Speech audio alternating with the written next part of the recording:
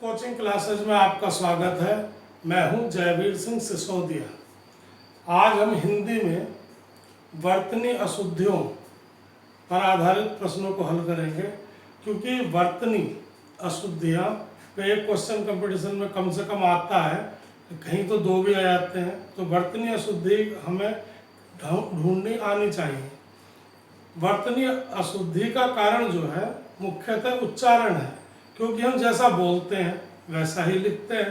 तो यदि हमारा उच्चारण अशुद्ध होगा तो हमारी वर्तनी भी अशुद्ध होगी, यानी हम उस शब्द को गलत लिख देंगे। देखिए, जैसे यह है अनुसूया, अनुसूया, अनुसूया लिखा है, लेकिन वास्तव में शब्द जो है अनसूया है। अनसूया यानी डी, अन प्रत्यय लगा है इसमें, तो अनसूया बना है।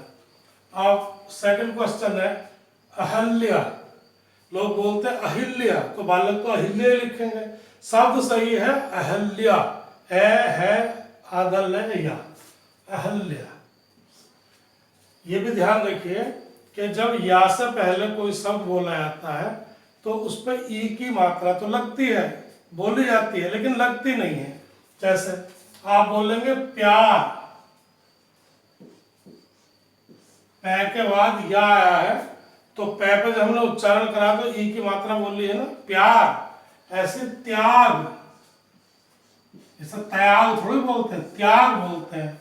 तो चूंकि यह आ रहा है तो तय अर्ध अक्षर है, तो उस पे उसके उच्चारण में ई रहेगा। जैसे स्कूल, अब जैसे स्कूल थोड़ी बोलते हैं, उच्चारण तो इसका स्कूल है, तो स्कूल में से आधा बनाएंगे। तो ये ध्यान रखेंगे, नहीं तो कुछ बच्चे ऐसे बोली उन्हें स्कूल तो ऐसे लिख देंगे, क्योंकि वो समझते हैं कि ई का उच्चारण हो रहा है तो ई भी प्रयुक्त करेंगे, जबकि ई का प्रयोग नहीं करेंगे। अब देखिए, जैसे नेक्स्ट क्वेश्चन है निरोग। इसमें भी बहुत बच्चे त्रुटि करते हैं। ये क्योंकि जो शब्द निर्माण होता है, शब्द निर्माण होता है उपसर्ग से, प्रत्यय से, समास से और संधि से। और अधिकांश जो शब्दों का निर्माण होता है, जहां हम त्रुटि गलतियां करते हैं वर्तनी में, वो सब शब्द जो हैं वो संधि से बने होते हैं। जैसे निरोग है, ये विसर्ग संधि से बना शब्द है। विसर्ग संधि में एक नियम है कि यदि इस विसर्ग के बाद र आता हो और इससे पहले कोई लघु स्वर हो, तो जब इस विसर्ग का लोप करेंगे तो जो ये लघु स्वर है ये दीर्घ हो जाएगा। जैसे नी, शब्द तो यह है नी जमा रोग, नी जमा रोग। तो अब क्या करेंगे, अब इस विसर्ग का हम जब लोप करेंगे तो ये जो लघु स्वर है ये दीर्घ हो जाएगा, निरोग। ऐसी जैसे नी जमा रव,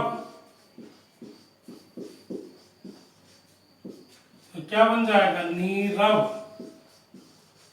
ऐसे नी जमा रज, ये बन जाएगा नीरज। अब आपकी बात समझ में आ गई होगी कि जो शब्द है वो निरोग है, निरोग नहीं है। जब किसी लोग उच्चारण निरोग बोलते हैं तो वर्तनी में जो लिखने वाला है वो न पे छोटी की मात्रा लगा देता है। तो बात यहाँ चल रही थी कि यदि आपको संधि का अच्छा ज्ञान होगा तो आपकी वर्तनी गलत होगी नहीं, यानी आप शब्द को सही पहचान लेंगे कि इस शब्द की वर्तनी क्या है और ये कैसे लिखा जाता है। अब देखिए नेक्स्ट क्वेश्चन, देखिए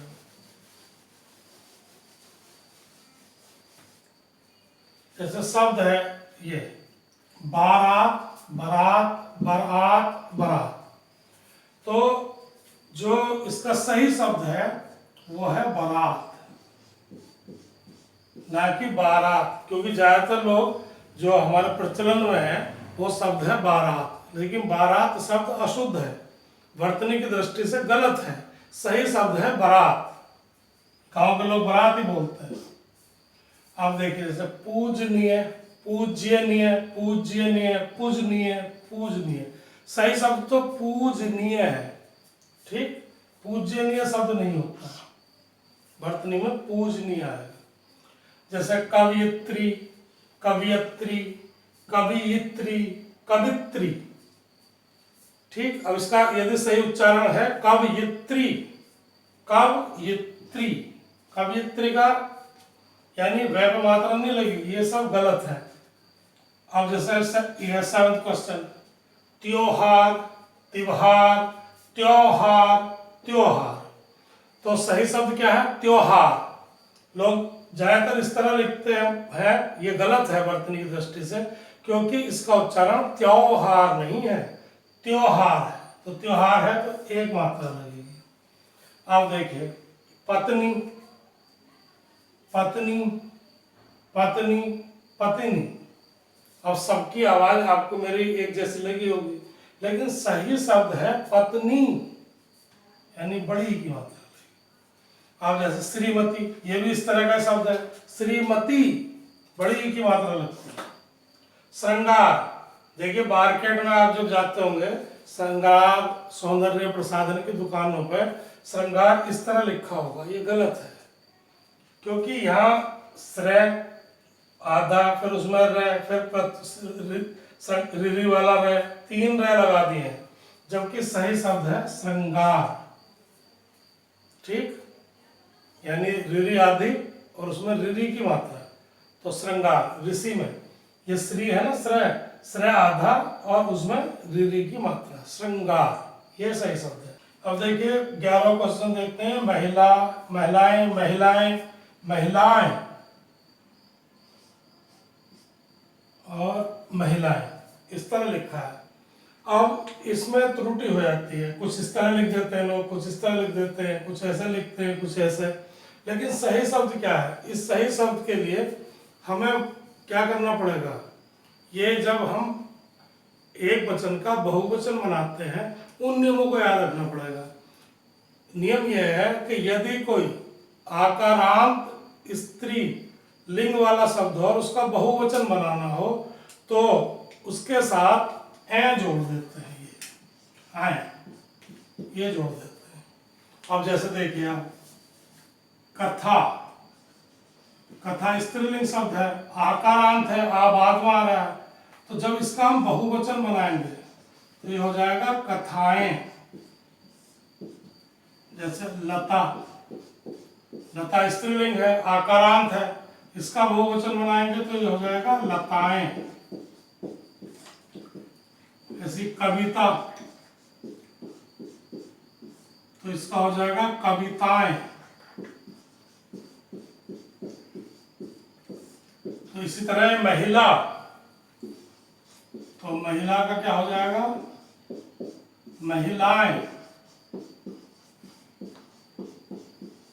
अब जब इसका उच्चारण ही महिलाएं कर देंगे तो यह पे की मात्रा लगी जाएगी, महिलाएं। तो हमारा उत्तर कौन सा सही हो जाएगा? हमारा उत्तर सी सही हो जाएगा। अब देखिए पांचवा, पांचवा, पांचवा, पांचवा, लगभग उच्चारण एक सा होगा, लेकिन इसके लिए हमें ध्यान रखना है कि कहाँ चंद्र बिंदी लगती है और कहाँ केवल बिंदी लगती है। देखिए ध्यान रखेंगे, ये जो लाइन खींचते हैं, जैसे मैंने लिखा कै मैं ल, और ये जो ऊपर लाइन खींची है इसे कहते हैं शिरोरेखा। तो जो स्वर, जिस स्वर की मात्रा इस शिरोरेखा के ऊपर लगती है तो वहां तो केवल बिंदी लगाएंगे, और जब शिरोरेखा के नीचे मात्रा लगेगी स्वर की तो वहां चंद्र बिंदी लगाएंगे। जैसे देखिए आप, पै, आ की मात्रा लगी है ना, और अनुनासिक शब्द बोला जा रहा है, तो क्या बोलेगा? पा, और च, वा, क्योंकि आ की मात्रा इस शिरोरेखा के नीचे है। जैसे लिखे हम रातें, तो ये मात्रा शिरोरेखा के ऊपर है तो केवल बिंदी लगेगी। ये ध्यान रखना है कि यदि किसी शब्द में कोई स्वर और उसकी मात्रा है, यदि वो शिरोरेखा के ऊपर है और शब्द वो अनुनासिक है, यानी नाक से ध्वनि निकल रही है, तो यदि ऊपर मात्रा लग रही है तो केवल बिंदी लगेगी, और यदि स्वर की मात्रा शिरोरेखा के नीचे लगी है तो हमेशा चंद्र बिंदी लगेगी। ये चीज आप याद रखेंगे तो कभी इस बिंदी में आप गड़बड़ नहीं करेंगे कि चंद्र बिंदी लगाएं या केवल बिंदी लगाएं। तो हमारा कौन सा शब्द हो जाएगा? बी सही है वर्तनी दृष्टि से। अब देखिए आशीर्वाद, आशीर्वाद, आशीर्वाद संधि से बना है, आशी ही जमावाद। तो जब विसर्ग हटाते हैं तो र चढ़ जाता है। जब संधि पढ़ाएंगे डिटेल बता देंगे कि कहाँ पे र ऊपर चढ़ता है और कहाँ र नहीं चढ़ता है। तो ये आशी ही जमावाद हो जाएगा। तो जब विसर्ग हटाएंगे तो वहां पे र चढ़ेगा। ठीक। अब अंताक्षरी, अंत्याक्षरी, अनत्याक्षरी, अंत्याक्षरी। तो ये अंत्याक्षरी, अंतराक्षरी ये शब्द उच्चारण में लगभग एक जैसे लगते हैं, लेकिन जब हम इन्हें उच्चारण को सही करेंगे अंताक्षरी शब्द नहीं होता है, क्योंकि अंत जमा अक्षरी नहीं बनता है, अंत्य जमा, क्योंकि अंत का जो तत्सम है वो अंत्य है, तो अंत्य जमा अक्षर वाली, तो अंत्याक्षरी, अंत्य, तो अंत्य तो ये है, फिर अक्षरी आगे मात्रा लगी संधि में, तो ये शब्द बनेगा अंत्याक्षरी बी। अब देखिए ज्योत्सना, ज्योत्सना, ये तो हो गया ज्योत्सना, ये ज्योतिस्ना, ये ज्योत्सना, ये ज्योतिषना।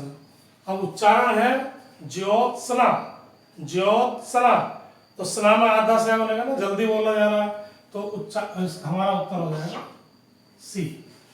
अब उज्ज्वल, उज्ज्वल जो है ये उपसर्ग से बना है, उत जमा ज्वल, संधि का विसर्ग, ये जो व्यंजन संधि है उसका नियम है कि यदि तय हलंत के बाद ज आएगा, ठीक, तो ये तय हलंत जय हलंत में बदल जाएगा, यानी आधे जय बदल जाएगा। तो क्या हो जाएगा? इसका भी आधा जय और आधा जय या ऑलरेडी है, तो दो जय आधे हो जाएंगे, उज्ज्वल। ठीक। अब ये शब्द है प्रदर्शनी, प्रदर्शनी, देखिए पहले का उच्चारण है प्रदर्शनी, दूसरे का है प्रदर्शनी, ये प्रदर्शनी, ये प्रदर्शनी। तो उच्चारण से आपको पता चल गया कि हम बोलते क्या है, हम बोलते हैं प्रदर्शनी। तो प्रदर्शनी अगर जो हम उच्चारण सही करेंगे तो हमारी लिखने में भी त्रुटि नहीं होगी, और जो हम ये कर रहे हैं वर्तनी दोष ये भी नहीं आएगा। अब जैसे नुपुर, नुपुर, नूपुर और नूपुर ये है। तो अब इस शब्द में देखिए जो शब्द है वो है नुपुर, तो नुपुर में लिखा जाएगा नूपुर, नूपुर, नूपुर, नूपुर बी। ठीक। अब देखिए जैसे शब्द है 19, द्वारिका, द्वारका, द्वार, द्वारका और द्वारिका। तो शब्द है द्वारका, द्वारका, द्वारका में क्या है? बी। अब देखिए जैसे 20वां है, आप सोचोगे उज्ज्वल में दो जय बने थे तो इसमें बनेंगे, नहीं बनेंगे, क्योंकि इसमें केवल प्र उपसर्ग लगा है, प्र जमा ज्वल, प्रज्वल हो जाएगा, और प्रज्वलित, तो प्रज्वलित कौन सा हो जाएगा? बी। अब नेक्स्ट क्वेश्चन है मुहूर्त, मुहूर्त, मुहूर्त और मुहूर्त। अब देखिए आप इस शब्द को जिस तरह उच्चारण करेंगे वैसा तो लिखेंगे, तो सही शब्द क्या है? मुहूर्त है, मुहूर्त, मुहूर्त, मुहूर्त सी। ठीक। अब ये वाल्मीकि, वाल्मीक, वाल्मीक, वाल्मीक और वाल्मीकि। तो सही शब्द का अगर जो उच्चारण है तो इसका शब्द है वाल्मीक, वाल्मीक, यानी कै पे छोटी की मात्रा बोल रहा हूं, तो वाल्मीकि बी होगा। तो आपको समझ में आ गया होगा कि यदि हमें संधि, उपसर्ग और प्रत्यय से बने शब्द बनाने आ गए, और संधि का हमें पूरा बहुत अच्छी तरह से ज्ञान हुआ, क्योंकि अधिकांश जो शब्द हैं जो वर्तनी से हमारी गलत हो जाती है, उसमें त्रुटि हो जाती है, वो हमारा संधि का अज्ञान होता है। यदि हमें संधि का सही ज्ञान होगा तो हम कभी वर्तनी दोष करेंगे ही नहीं और हम इन प्रश्नों के सही उत्तर ढूंढ लेंगे। अब आपको समझ में आ गया हो कि संधि इंपॉर्टेंट है। ठीक, अब ये ध्यान रखिए, ये आपके लिए जो वीडियो बनाई है, इस वीडियो के लिए मेहनत करनी पड़ी है। उस मेहनत के लिए आपसे ये आशा है कि आप इसे एक सब्सक्राइब कर लें और लाइक कर दें, जिससे हमें लगे कि आपको हमारी बातें समझ में आ रही है और हमारा पढ़ाना ठीक लग रहा है, तो हम और भी अच्छा प्रयास करेंगे। धन्यवाद।